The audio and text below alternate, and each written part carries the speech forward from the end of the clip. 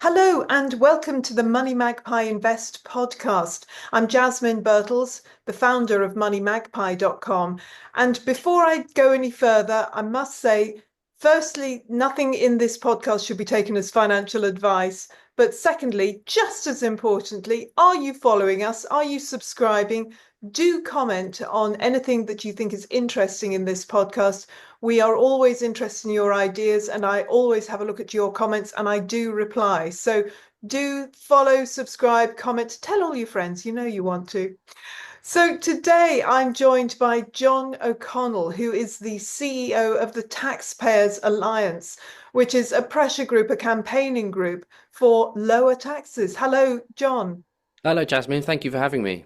Great to have you, John, because taxation is a huge subject right now, and getting bigger. And across the board, it seems taxes are going up. So, I mean, you know all these facts, you've been doing it for a few years. How do you see taxation rising over the last 20 years? Has it been going up as much as we feel it's been going up, or has it actually just been quite a gradual thing that on the whole we haven't noticed? It's weirdly a combination of the two. The total tax burden over the last 10 years from 2015-16 to today has actually gone up by 4.5 percentage points, which is, may not mean of GDP, which may not mean too much, but it's roughly around 200 odd billion in real terms. So that's obviously a stark headline number, which suggests that the dials have been turned up massively on tax, which they have.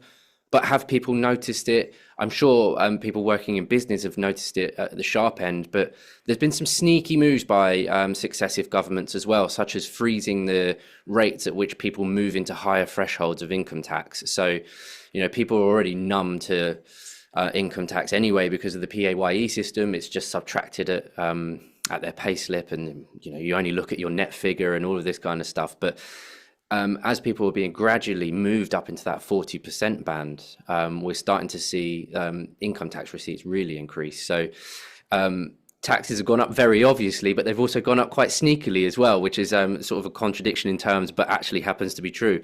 And then when we're looking at taxes on business, CGT, of course, that was increased at the autumn 2024 budget, with the lower rate going up from 10% to 18%. And then the higher rate up from 20 to 24. So it's coming on all fronts. And of course, more recently, we've had employers, national insurance, which has caused a huge amount of grief for small businesses up and down the country. Well, small and large businesses, but small businesses are feeling it in particular when it's combined with increases in the national minimum wage. We're getting it from all sides at the minute, and at the moment the tax burden is about 36.8%, 36.8% of GDP. That's about to go up over the next 3 or 4 years to 37.5% of GDP. So again, it's a huge reliance on taxpayers to dig further and further into their pockets to fund an ever increasing bill for public spending. Are you seeing people leaving the country because of it? I mean, we've been hearing about rich people leaving the country because of the higher tax regime. I'm hearing from readers, for example, about them wanting to take early retirement because they say, what's the point of making all this money when I have to give half of it to the government? I'm hearing of some freelancers saying no to work because it'll put them into the higher rate tax bracket. These are things that I'm just hearing here and there. Are you seeing with your research that this is having a material effect on productivity across the board in the UK? Yeah, well, we've seen research done by other groups that we've had, in the tens of thousands of people leaving the UK. Yes, partly due to the tax system. There's other reasons too, but it does seem to be a large part down to the tax system. And it's already wealthy people, but perhaps more concerningly, in a sense, it's people who are aspiring to be wealthy, people who are working hard on high incomes, looking to make that step to get themselves into a position where they're comfortable and wealthy, which are no bad things. These are things we should celebrate rather than denigrate in Britain, but we seem to have the opposite viewpoint. So these sometimes young professionals who are, putting in all the hours, making sure that they're getting promotions at work, doing all the right things, saving for pensions, all this kind of stuff, and they're thinking, what's the point? So we are seeing lots and lots of people leave. I think it's the UK and China actually have the highest net migration due to economic issues. So that's a concerning place to be in the league table. There's several other issues at play. Down at the bottom end of the income spectrum as well, we're seeing people not bothering taking up work because it's actually not beneficial for them to do so. The benefit system means they're making a rational decision to not work and essentially pick up more money than they otherwise would. So we're seeing the squeeze at both ends. And then, of course, there's a squeeze in the middle as well when you've got various cliff edges. Once somebody starts earning over £100,000 a year, up to about 125,000, I think it is, there's a withdrawal of the personal allowance, which sees the marginal rates go above 60%, which is crazy. And then throw in the government scheme for quote unquote free childcare, at which if you earn £1 or 1 penny over 100,000, you're not entitled to it. So you have a situation if a person is on, say, £95,000 a year and they're offered a promotion and a pay rise, it's actually not prudent for them to accept the pay rise. Sometimes all the way up to, depending on their family circumstances, all the way up to say 135, 140,000 in the income bracket. So that is a crazy situation we've put ourselves in.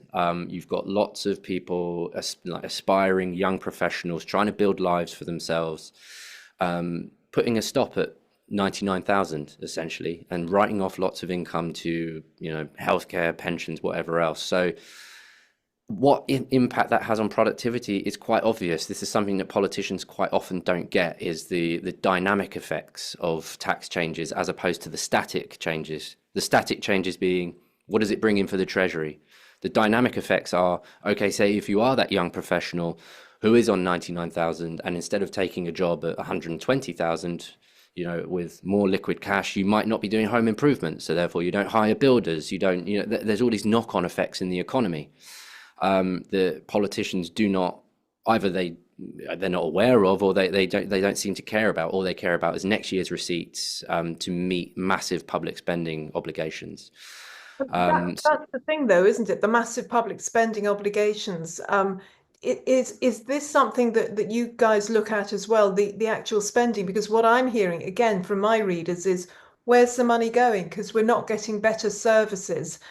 But I do know, having seen the figures, you've got 192 billion into the NHS, got 124 billion to the state pension. That's just for starters, before you have a look at everything else. Are you looking at the spending and looking at where cuts could be made? Absolutely. That is sort of core of our mission, because it's important to talk about taxes. Of course it is. But again, there's an SW1 consensus that says we just need to pay for this somehow. So what are the tax levers that we need to maneuver in order to meet those bills? But we need to ask the question of, why are these bills there in the first place? Why are they so large?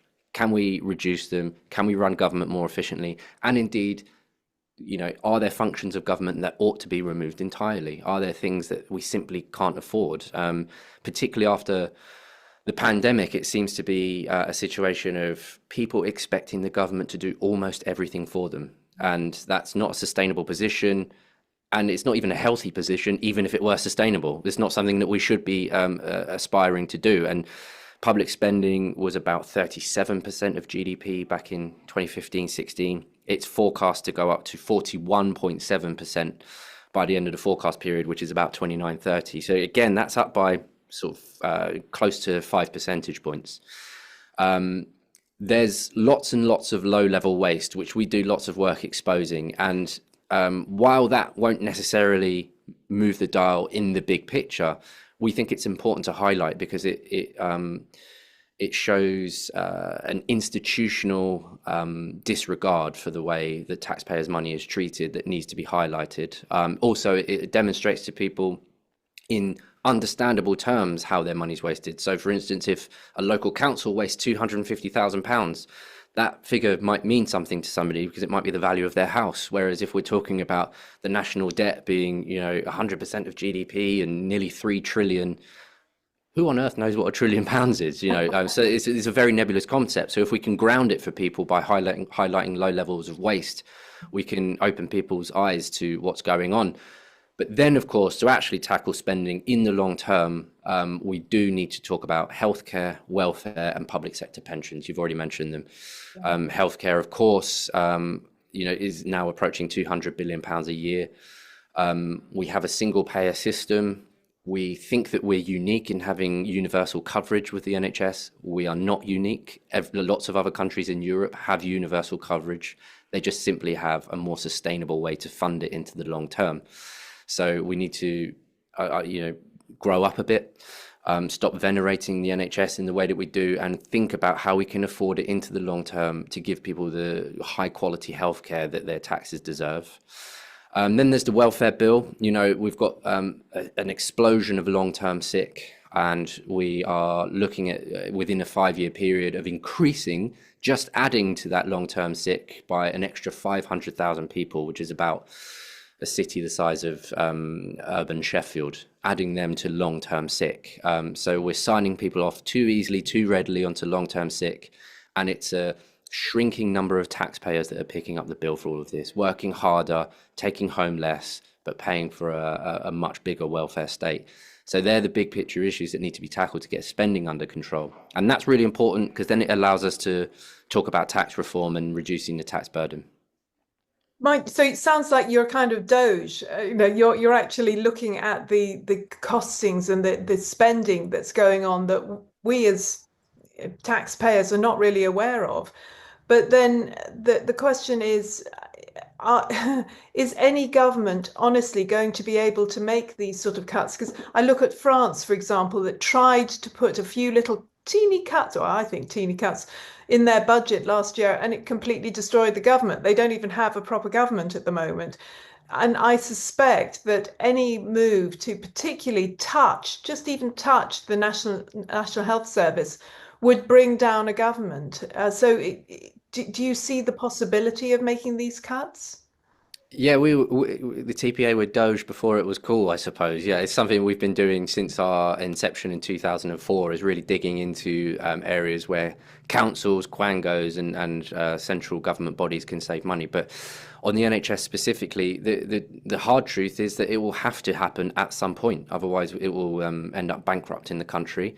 We will have the IMF have to come in and tell us what to do. I would rather that we decided ourselves that we were going to take a proper approach to reforming healthcare. And if that's a long-term job of trying to explain to the public that we're not unique in having universal coverage in the way that people seem to think, and maybe understandably so, because that's what politicians keep telling them, we're not going to have an American system and all of these kind of things. No, I wouldn't want to see an American system either. I would like to see a European system that guarantees universal coverage, but is well funded into the long term. Maybe it's a long-term education program on that. Otherwise, we will have it done for us when we cannot afford the bills anymore, and the IMF come in to sort it all out and deliver swinging cuts like they do when they go into countries that go cap in hand. And indeed, like the UK did itself in the 1970s. And how that, I'm not, the challenge is huge. I'm not, no denying that. And how it aligns with adult social care, which has been farmed out to local authorities rather than being dealt with by politicians in Westminster, is pretty scandalous too. So the challenges are enormous. And then shifting to welfare, it's a very difficult job to take things away from people once you've started to give it. Very, yes. That's the problem. And that I think is why the French government collapsed, because he tried to take things away. And that is the issue that we have. But I am interested, as you say, about other countries that do have universal coverage for their health service. And I'd be interested to know how they're doing it. I mean, I've heard that in Germany they have some sort of insurance, self-insurance, kind of almost like a sort of kind of health insurance that people pay into. I hear in Ireland that much of it has to be paid for. If you have a doctor's appointment, it's 50 quid. And apparently it's very easy to get a doctor's appointment because of that. Well, yeah, the German system, if I'm not mistaken, takes your money comes from your paycheck as a sort of insurance fund. They have a much more regionalized system as well, so it can respond to local healthcare needs rather than being run from Whitehall, as in the UK. You have a system in the Netherlands where you have competing insurance providers, which puts power and choice in the hands of the patient. It guarantees universal coverage, and they are not allowed to price discriminate if you have an underlying condition. So there's important safeguards to make sure that we don't end up with a system where the rich can afford healthcare and the poor can't. So guess what? They've got better healthcare outcomes than us as well, because there are price signals and all of these things that and competition and all these things that demonstrate that a system is working. And as you say, in Ireland, when you introduce a charge, even if it was £10, you would send that signal that this is valuable time, a valuable resource to be respected. And missed appointments in Britain cost somewhere close to £1 billion. I think it's £800 million a year. And to be fair to GP surgeries, the NHS, they are doing what they can. They're sending out text message reminders, putting up signs in GPs' surgery saying, this many appointments were missed and this is how much it cost. So they are doing what they can to try and inform the public. But until you have that price signal, it's very difficult for people to attach value to it. And of course, if people then need to claim that money back, they absolutely can and should be able to. But you would find a lot fewer appointments being made, and then not attended. So introducing some of those measures into the healthcare system, I'm not being naive to say they'd be easy, because they wouldn't. There'd be a media outcry. They'd be very difficult to do. The media would tend to find one case where it's all gone horribly wrong. And the whole thing would be quite difficult, but it just needs politicians with a bit of backbone. Otherwise, like I said, we will be forced to do it in a way that we might not want to. So perhaps it's a long-term case that needs to be made. And as you say, on welfare, I mean, look at the debate on the triple lock on pensions. The extent to which they're affordable into the long term is very debatable, but very difficult to take away also. Yeah. So what needs to happen is a situation where we say, right, okay, the people that are currently getting it, fine, we just have to write that off. But new entrants are going to have a different deal. And maybe it's going to be a staging process like that. I'm pretty confident I won't be receiving a state pension at all the way things are going. So I'm planning my own affairs on that basis. But until they fix things like the triple lock, like public sector pensions, like welfare, it will be people from my generation and below who won't have any of these benefits whatsoever. Yes, and I do hear from, as you say, your generation and below, that they're not expecting it. They are, I think, much more clued up than the later generations, who are just expecting everything from the government. But yeah, and the other thing, just to finish on that point, I think that to be fair to those recipients of pensions now, they've been told over several decades that the National Insurance Fund it acts as this insurance fund for their old age, for their healthcare, and it's not. It's just a secondary income tax, and it's a fiction that people are starting to cotton onto. So it's perhaps understandable that they're expecting to get something back that they've paid in, but it's not a separate pot, an insurance fund in quite the way that people think it is. It's essentially a secondary income tax that ought to be rolled into income tax so that we have some tax honesty. Yes, absolutely. And speaking of tax honesty, this, of course, is this podcast is for investors. It's MoneyMagpie Invest, and investors are being hammered increasingly, I think, with tax rises. Which are the ones that you are particularly campaigning about at the moment? Major one in terms of investment is inheritance tax, actually. We've seen, obviously, the farmers have gone big with their protests and taken a lot of coverage. The ability to wheel out a tractor and Jeremy Clarkson makes for good campaigns. So they've done an excellent job, and more power to their elbow. But we should also remember that business property relief is a huge deal, and family-owned businesses across the country that aren't farms are subject to pretty similar moves by this government. So Actually, our view is that inheritance tax should be abolished entirely. It raises somewhere in the region of 8 to 9 billion a year, which isn't a lot in the scheme of things. It's less than 1% of government revenues, and it makes up, last time I checked, over 10% of the tax code. So it adds layers and layers of complexity, which leaves room for people to, with money, to be able to hire accountants to not pay it, and then the squeeze middle pay it. And we end up with a situation where the receipts aren't worth, the juice isn't worth the squeeze. And we have a much more complex tax system as a result. So we ought to abolish inheritance tax entirely. If we want to, restore fairness to farmers and family-owned businesses, we should restore fairness to everyone and get rid of the tax entirely. So that's going to be a campaign focus of ours. Will this government do that? Perhaps not, but we want to inform any and all opposition parties in the run-up to the next general election that that's the right thing to do. And even politically, we did some polling, and inheritance tax is by far and away the most unpopular tax across all income groups, across the political spectrum, even among Green voters. It's a very unpopular tax. In fact, the only breakdown that we could find in support of inheritance tax were people with PhDs. So it's very credentialed people telling us what to do, rather than people out in the real world creating, economic growth through business and dynamism. It's our credentialed friends that are telling us what to do. But we feel that that's a tax that should go. And it is really about small family-owned businesses up and down the country that people in this bubble of SW1 simply do not understand. They've never run a business themselves. They don't know about the pressure of meeting payroll, paying people's pay out of their own bank accounts, that real startup feel to getting things going and growing your business.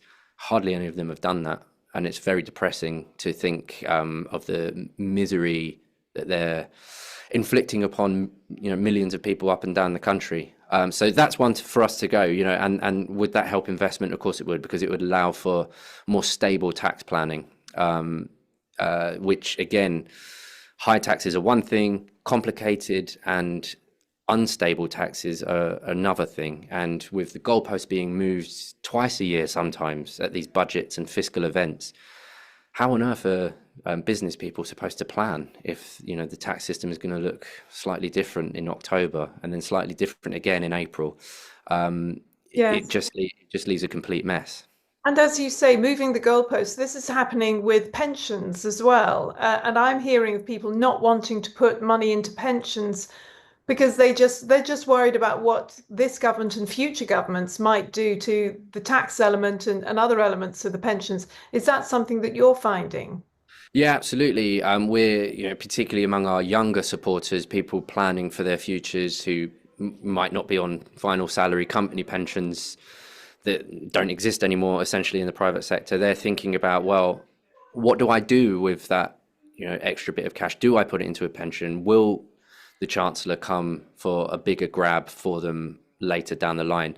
And then what does that mean? That means less money for the pension funds to invest, which then again impacts on productivity. So all these down the line, second order, third order effects of not even just the decisions, the rumors about the decisions themselves, the damage it's causing is quite profound. And politics is too often seen as a bit of a game. There'll be little leaks to test the public mood on certain things, and it's like, no, this isn't a game. This has real life impact on people's decision making and on the broader productivity in the private sector.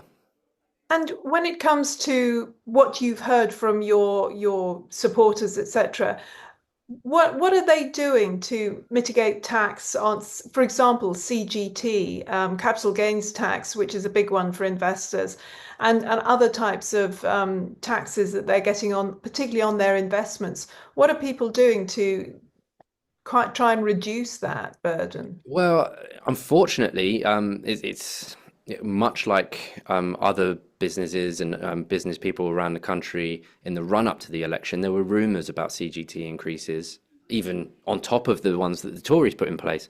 And so people were selling businesses before the election. That ought not be a reason why somebody should sell a business. Obviously, it's stating the complete obvious, but our supporters were no different to that. Again, what are they doing at the minute? Are they putting money into pension funds? Possibly not. Are they considering moving money overseas? Yes, some of them are. And what all of that means is less money in the UK economy, less money for investment, less money for growth, less money for wages and wage increases as well for workers in all of these businesses. And it's the knock-on effects are quite profound, quite disastrous, and speak to a very sick culture, I think. And that sounds like quite a grand phrase, but it's true. We have a sick culture where business people are denigrated for their achievements, for being entrepreneurial, for getting on, and being outside of outside the reaches of the grubby public sector looking to take more of their money. It is very very profound what they're doing to small businesses up and down the country, particularly outside the M25. Yeah. So finally, John, I know you don't give advice, you don't give tax advice, but what would your sort of general feeling be for people listening who do have, maybe they've got a business, certainly they've got some investments, and they're wondering what to do. They'd like to stay in this country. So what are the best moves, would you say, for your average person who's trying to build up some sort of wealth, to stop the government taking it from him or her?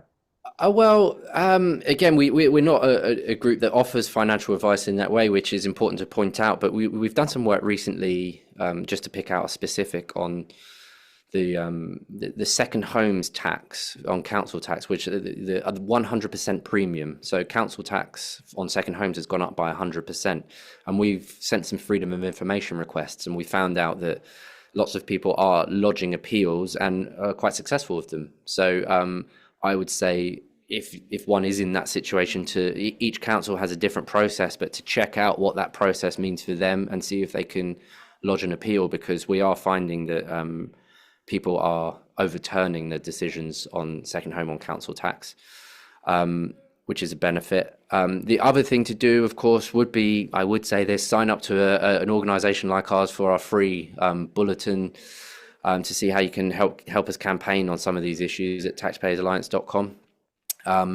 But yeah, speak to your local MP, tell them about the pressure that's being put on your business. We're much more of a campaigning organisation than an advice organisation. But I'm living rurally at the minute, and I know lots of farmers are starting to speak to lawyers and accountants to see what they can do to sort their affairs appropriately for the upcoming changes to the removal of agricultural property relief. So if one is of means, then certainly talk to tax accountants and tax advisors to see what can be done to mitigate. Because unfortunately, the burden's only going in one direction over the forecast period, and we are looking at an overall tax receipt forecast of about £1.2 trillion in just a few years' time. So until we tackle that spending problem, unfortunately, politicians will come back for more. So we just need to make sure we're as loud as possible in fighting some of these changes, working together as well with a lot of the excellent groups that are doing stuff on the farming tax and business property relief. But it's like whack-a-mole, unfortunately. Even if we were to win some of those fights, I'm sure that we'd hear more about CGT on being slipped through on the other side. So we've just got to keep our eyes and ears open. Thank you, John. That was really helpful. John O'Connell, the CEO of the Taxpayers Alliance. And as he mentioned, taxpayersalliance.com is the place to go if you'd like to get their newsletter. I've been Jasmine Birtles, the founder of MoneyMagpie.com. This has been the MoneyMagpie Invest podcast. As I said at the beginning, like, share, comment. I'm always interested in your comments, and tell your friends all about it. You know you want to. See you next week.